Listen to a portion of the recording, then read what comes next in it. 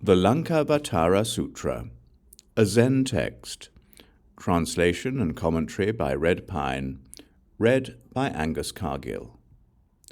Chapter 1. King Ravana's Request. Thus have I heard. Once the Bhagavan was staying in the South Seas on the peaks of Laṅkā, in a place adorned by countless jewels and flowers.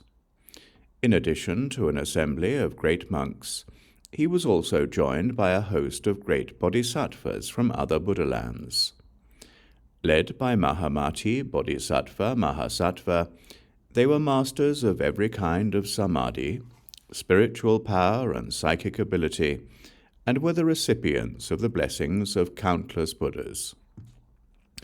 Skilled in the knowledge that external objects are perceptions of one's own mind, they had opened doors of liberation for beings of every mental and physical capacity, and were thoroughly versed in the 5 dharmas, the modes of reality, the forms of consciousness, and the 2 kinds of no-self. At that time, the Bhagavan had been expounding the Dharma for 7 days in the palace of Sagara, the Serpent King.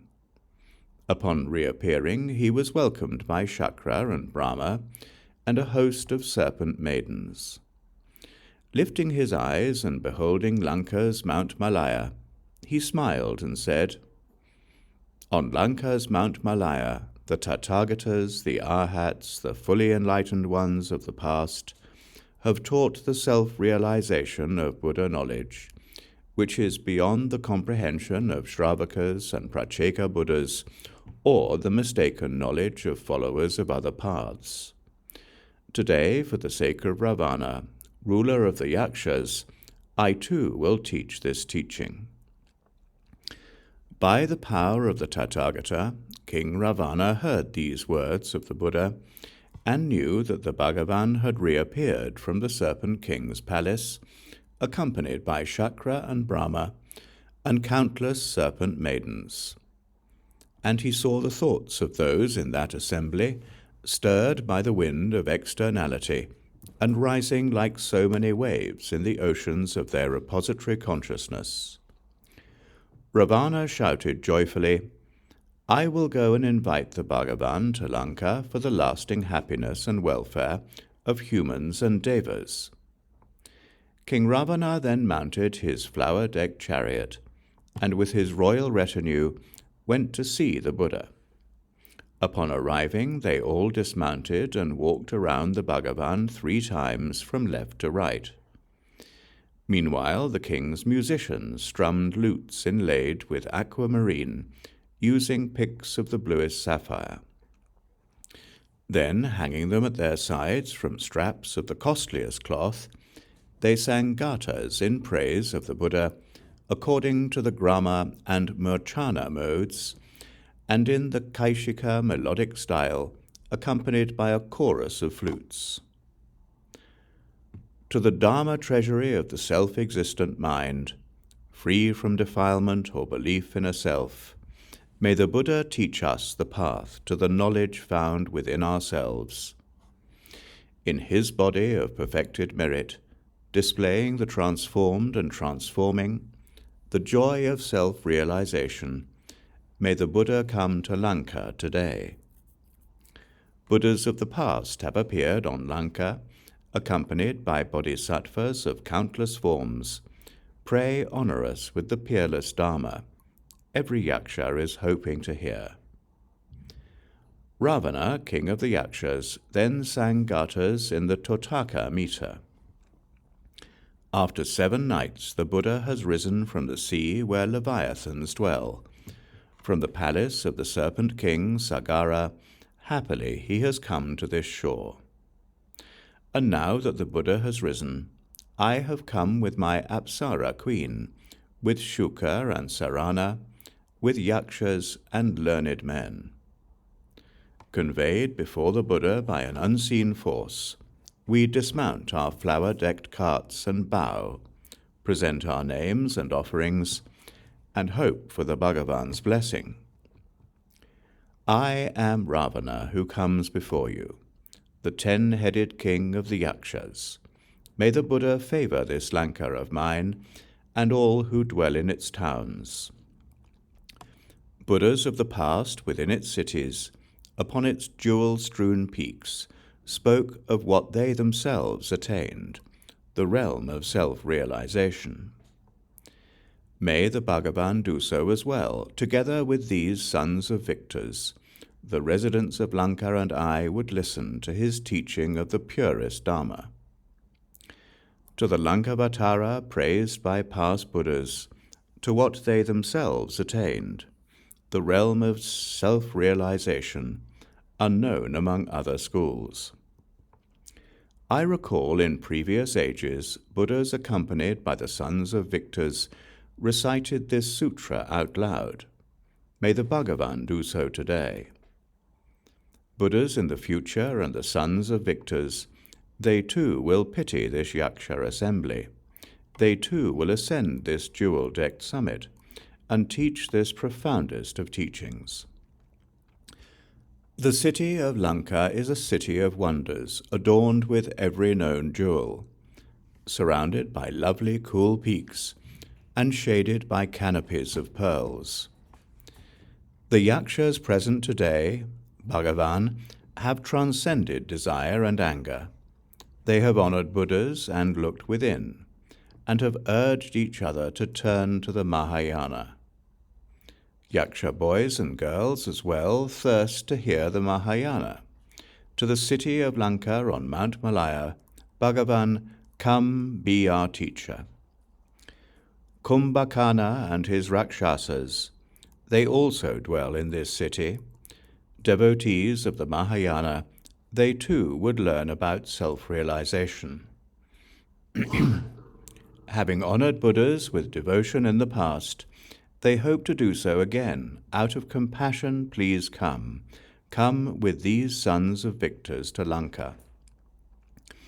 Mahamuni, accept my palace, together with its Apsara host, my crown and necklaces too, and my delightful Ashoka groves.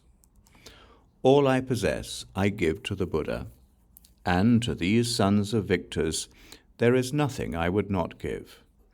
Mahamuni, have compassion on me. To this the Lord of the Three Realms replied, Ruler of the Yakshas, to this jeweled peak the teachers of the past have come. Out of compassion for you they have taught the way of self-realization, and on this jewel-adorned peak so shall they teach in the future. For this is where practitioners dwell, who delight in that which is present. King of the Yakshas, you have known the compassion of Sugatas, and now shall know mine. Accepting this invitation, the Bhagavan stood without speaking. Ravana then offered his chariot of flowers, which the Buddha mounted and rode inside. With his retinue, Ravana followed along with the bodhisattvas. As the Buddha advanced toward the city, Apsaras sang and danced in his honor. Once the Buddha had passed through its gates to the reverent bows of the Yaksha throng, joined by Ravana and the Yaksha men, and also the Yaksha women. A group of Yaksha boys and girls presented the Bhagavan with a net of pearls, while Ravana placed strands of jewels around the necks of the victor and the victor's sons. As the Buddha and the wise bodhisattvas acknowledged these offerings of jewels, each in turn spoke in praise of the fathomless realm of self-realization. Then Ravana and the Yaksha throng, having honored the best of teachers, asked and beseeched Mahāmati, who was known for requesting the Dharma. You have asked the Buddha before concerning the realm of self-realization. We Yakshas and the bodhisattvas present come before you with this request. You are the most eloquent speaker, a devoted practitioner too. Thus we sincerely beseech the Master to ask the Buddha for this teaching.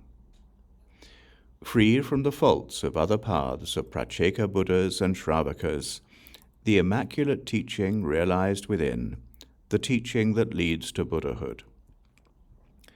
The Buddha thereupon conjured mountains, peaks covered with jewels, beautiful scenes of every sort, adorned with countless gems. And on each jewel-covered peak, the Buddha could also be seen, and standing at his side, Ravana the Yaksha appeared. Also the entire assembly was visible on each summit, and in every land another Buddha was present. And together with the king of Laṅkā, its residents appeared as well, inside their conjured cities, gazing upon each other. Other things also appeared, the products of the Buddha's power, Ashoka groves and sunlit forests, and nothing in any way different. And Mahāmati on each peak was asking on behalf of the Yaksha king for the teaching of self-realization, which the Buddhas spoke in countless voices. And after they had spoken, these Buddhas and bodhisattvas vanished. Only Ravana the Yaksha remained, standing inside his palace. He wondered what really happened, who spoke just now and who listened, who saw and what was seen, and where did those cities and Buddhas go? Where did those cities go, those radiant Buddhas, those Sugatas? Were they a dream or an illusion, or were they the work of Gandharvas? Were they the result of cataract eyes, or was what I saw a mirage? Dream children of a barren woman, the smoke and flames from a wheel of fire. Such is the nature of things, the realm of nothing but mind. This is something the foolish don't know, bewildered by false projections. There is no seer or anything seen, no speaker or anything spoken. The appearance of Buddhas and also their teachings are merely what we imagine. Those who view such things as real, they don't see the Buddha, nor do those who imagine nothing, only those who transform their existence. With this, the Lord of Laṅkā felt an awakening and transformation of his consciousness, as he realized what appeared was nothing but the perceptions of his own mind, and he found himself in a realm free from such projections. Due to the stockpile of good karma from previous lives, he suddenly gained an understanding of all teachings, the ability to see things as they really are, and not how others see them, how to examine things with his own wisdom while remaining free from discursive views, and all the abilities of a great yogin, no longer dependent on others.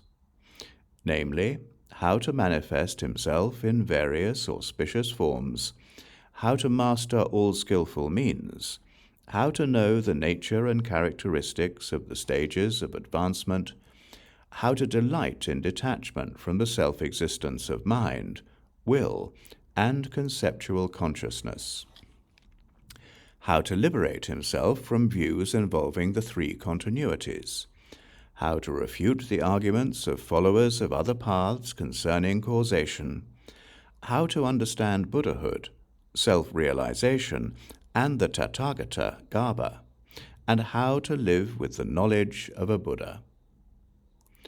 Then from the sky and from within himself, he heard a voice say, "Well done, Lord of Laṅkā, well done. Practitioners should practice as you have practiced. They should see Tathagatas and Dharmas as you have seen them. Any other way would be nihilistic. They should examine things while remaining free from the mind, the will, and conceptual consciousness. They should look within, and not be misled by external appearances or fall prey to the doctrines, views, or meditations of Shravakas, Pratyeka Buddhas, or followers of other paths. They should not delight in idle or frivolous talk, or cling to the views of the Vedas, or become attached to exercising power over others, or indulge in such meditations as the 6 jhanas. This, Lord of Laṅkā, is the understanding of all great practitioners, who thereby overcome false doctrines and refute mistaken views, who eliminate attachment to a self, and who make use of the subtlest wisdom to transform their consciousness. This is the Mahayana path that leads to the stage attained by Buddhas. You should therefore devote yourself to such an understanding. Lord of Laṅkā, this teaching will become clearer as you become adept at cultivating samadhi and samapati. But don't become attached to the realms cultivated by lesser practitioners and followers of other paths, or consider the states they imagine as blissful. Followers of other paths cling to the belief in a self, and the view that the world is real, and that material elements, substances, and tendencies exist. Or they insist that ignorance and the chain of causation are real. They make distinctions where there is only emptiness. Lost in projections, they become captives of the actors and actions of their own minds. Lord of Laṅkā, this teaching is the pinnacle of Mahayana understanding, for it enables practitioners to achieve self-realization and to enjoy higher levels of existence. Lord of Laṅkā, through such understanding one removes obstructions and calms the myriad waves of consciousness, and no longer falls prey to the views and practices of other paths. Lord of Laṅkā, because followers of other paths cling to their belief in a self, they become lost in dualistic views concerning the nature of consciousness. Well done, Lord of Laṅkā. As you reflected just now upon the meaning of seeing the Tathagatas, this is how you should view the Buddha.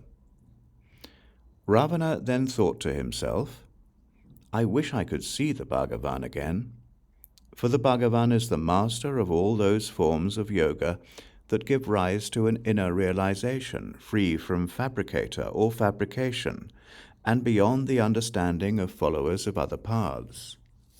His is the knowledge realized by yogins, and his is the experience of the bliss of samadhi, the great bliss only attained through meditation. I wish by means of his miraculous powers I could see the compassionate one again, the one in whom the fuel of passion and projection has been burned up, the one surrounded by the sons of Buddhas, who is able to penetrate the thoughts of all beings and travel to all places and know all dharmas without showing any sign of effort.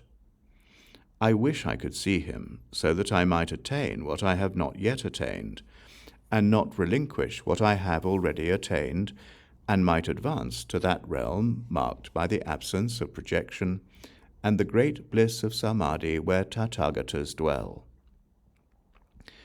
Knowing that the Lord of Laṅkā had already attained the forbearance of non-arising, out of compassion for the 10-headed king, the Bhagavan once more appeared on the jewel-adorned, pearl-shaded summit. And the Lord of Laṅkā once more beheld all the glorious scenes that appeared earlier on the peaks, including the Buddhas, the Arhats, the fully enlightened ones, with their 32 inspiring attributes, and with himself and Mahāmati standing before them on each peak, while the Buddhas discoursed on the inner realization experienced by Tathagatas, and while the yakshas surrounding them discussed the language used to express this teaching. All this was witnessed by the king.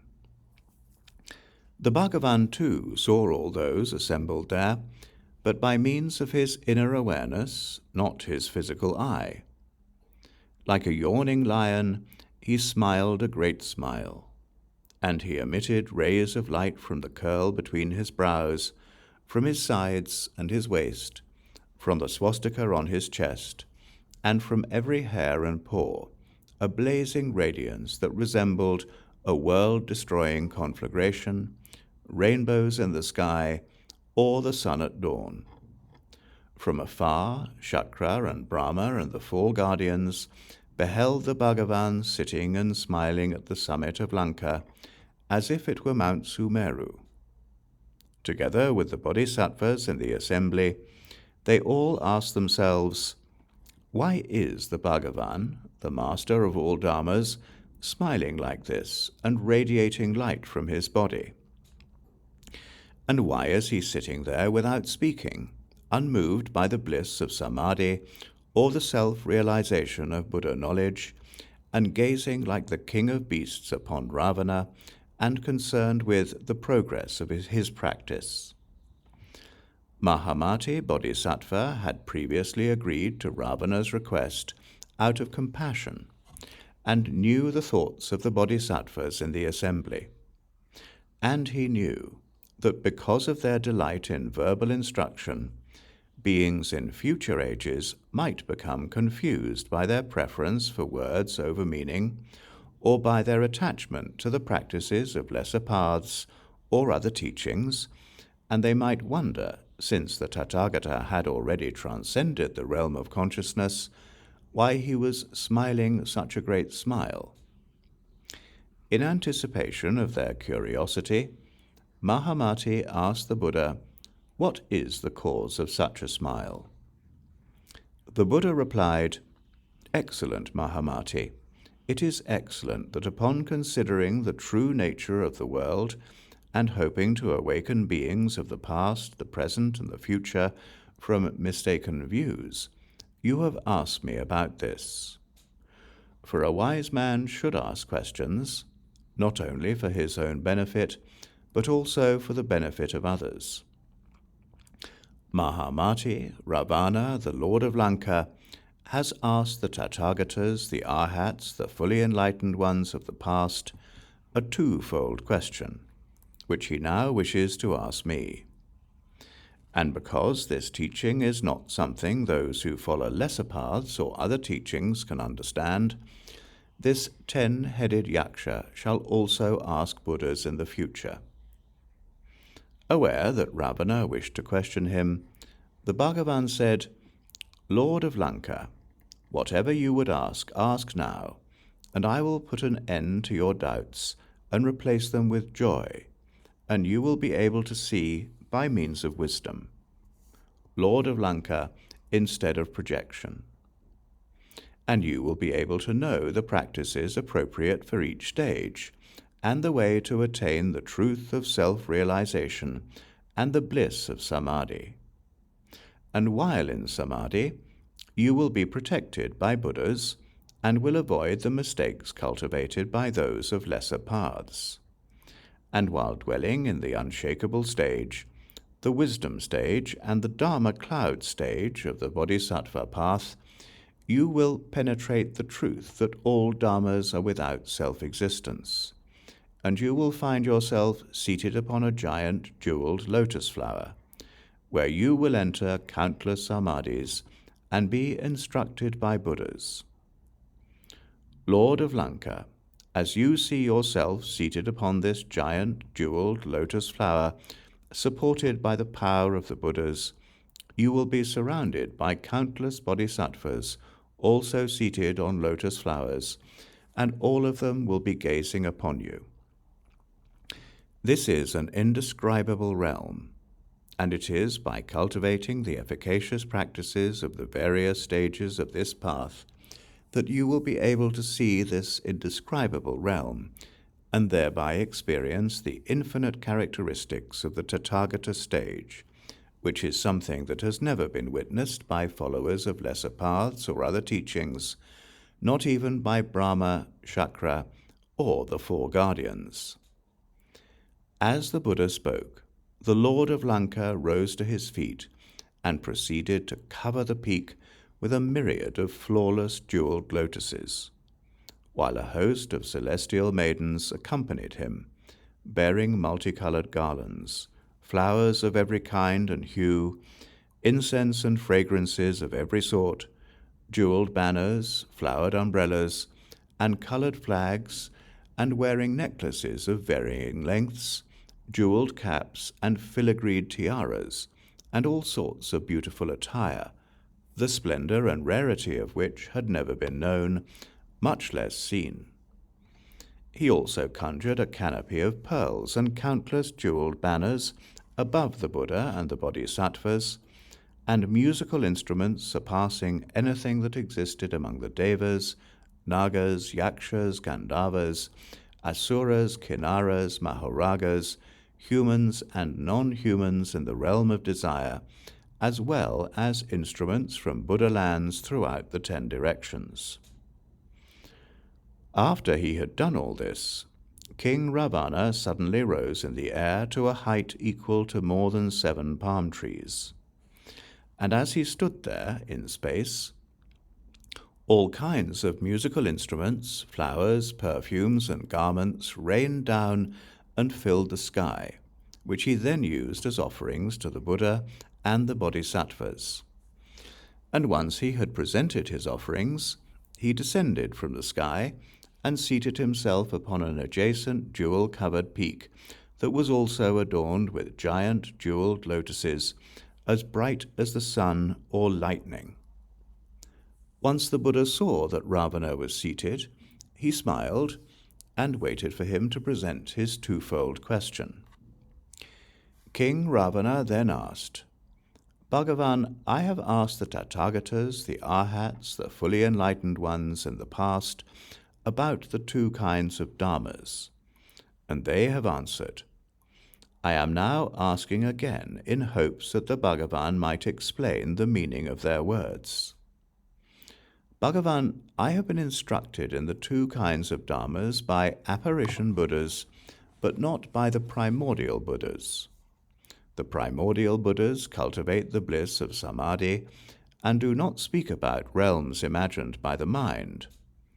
Most honoured one, as the Tathagata is a master of all dharmas, I hope the Bhagavan, the Arhat, the fully enlightened one, will now explain these 2 kinds of dharmas, about which these sons of Buddhas and I wish to hear." The Buddha replied, "Then ask, Lord of Laṅkā, about these 2 kinds of dharmas."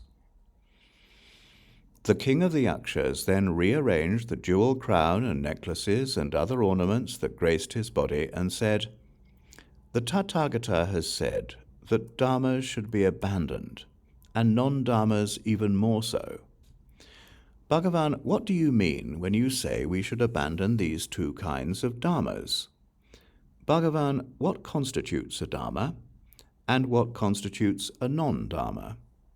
And if we should abandon something, why these 2? Wouldn't this result in projecting the existence of something or the non-existence of something? Something that is real and something that is not real. If all we do is give rise to projections, instead of the undifferentiated characteristics of our repository consciousness, we will behold strands of hair in the sky and realms of impure knowledge. Bhagavan, if this is the nature of dharmas, how are we to abandon them?" The Buddha replied, "Lord of Laṅkā, you see how ignorant people distinguish things as fragile and impermanent as a clay pot, do you not? The distinctions among dharmas and non-dharmas are the projections of foolish people and not how things are viewed according to Buddha knowledge. Lord of Laṅkā, foolish people see things in terms of characteristics, not the wise. Lord of Laṅkā, fire is seen as something uniform, but when it destroys such things as buildings or trees, its flames are distinguished depending on the shape and size of the material that burns. Why don't you see that dharmas and non-dharmas are distinguished the same way? Just as a fire is seen as a singular continuity, or as a diversity of flames. Or consider the continuity of a seed, Lord of Laṅkā, as it gives rise to such varying forms as sprouts, stems, joints, branches, leaves, buds, flowers, and fruits. And as with external objects, the same is true of internal objects, whereby ignorance gives rise to such dharmas as skandhas, dhatus, and ayatanas, as well as to the varieties of existence in the three realms, and to differences in terms of suffering and joy, good and evil, speech and silence. So too, consciousness and its objects are the same, but differ depending on distinctions as to which is superior, neutral or inferior, defiled or pure, good or bad. Not only are there distinctions among such things as these, Lord of Laṅkā, when yogins practice meditation, the characteristics of their internal realms are also marked by differences. How much more, then, are dharmas and non-dharmas marked by a multitude of distinctions? Thus, Lord of Laṅkā, the different characteristics of dharmas and non-dharmas are the result of projection. What then, Lord of Laṅkā, is a dharma? A dharma is whatever ordinary people and followers of lesser and heterodox paths imagine. Basically, they think a dharma has existence and substance, and arises from causes. Such things must be abandoned and avoided. Don't engage in the projection of appearances or become attached to what are perceptions of your own mind. The things people grasp, such as clay pots, lack any real substance. To view dharmas like this is to abandon them. And what, Lord of Laṅkā, is a non-dharma? This refers to what has no discernible body of its own, what has no distinguishable characteristics, what is not subject to causation, and what offers no basis for views of its existence or non-existence. Therefore, it is also to be abandoned. Non-dharmas are things like horns on a rabbit, an ass, a camel, or a horse, or the offspring of a barren woman. Such things lack any form or appearance, and cannot be perceived. They are merely names, talked about according to convention. They are not things that can be grasped like a clay pot. And just as what is discriminated as existing should be abandoned, what cannot be known by any form of consciousness should also be abandoned. This is why I say to abandon dharmas and non-dharmas. Lord of Laṅkā, I have answered what you have asked. Lord of Laṅkā, you say you have asked the Tathagatas, the Arhats, the fully enlightened ones, about this in the past, and they have also answered you. Lord of Laṅkā, what you call the past is, by another name, a projection. And just as the past is a projection, so are the future and the present. Lord of Laṅkā, the Tathagatas do not project what amounts to reality. They transcend projection and fabrication, and do not go along with distinguishing forms, except to instruct or to pacify the ignorant. It is by means of such wisdom that Tathagatas practice a formless practice. Thus, Tathagatas consider knowledge as their real body, and because they consider knowledge as their real body, they are free from projection or anything that projects, such as a self, a life, or a person, or any kind of consciousness that gives rise to forms dependent on an objective world. Thus they are free from what projects and what is projected. Lord of Laṅkā, the appearances of beings are like paintings. They are not conscious and not subject to karma. The same is true of dharmas and non-dharmas. There is no one who speaks, nor is there anyone who hears. Lord of Laṅkā, everything in the world is like an illusion. This is beyond the understanding of ignorant beings and the followers of other paths. Lord of Laṅkā, to see things like this is to see them as they really are. To see otherwise is to see them as they are not, to engage in projection, and to become attached to these two kinds of dharmas. Lord of Laṅkā, this is like seeing an image in a mirror, or a reflection in water, or like seeing a figure in the moonlight, or a shadow on a wall, or like hearing an echo in a valley. People attached to the images of their own projections cling to dharmas and non-dharmas. Unable to abandon them, they continue to engage in projection and fail to attain tranquility. Tranquility means oneness, and oneness means the Tathagata Garbha, the realm of self-realization of Buddha knowledge, from which the supreme samadhi arises.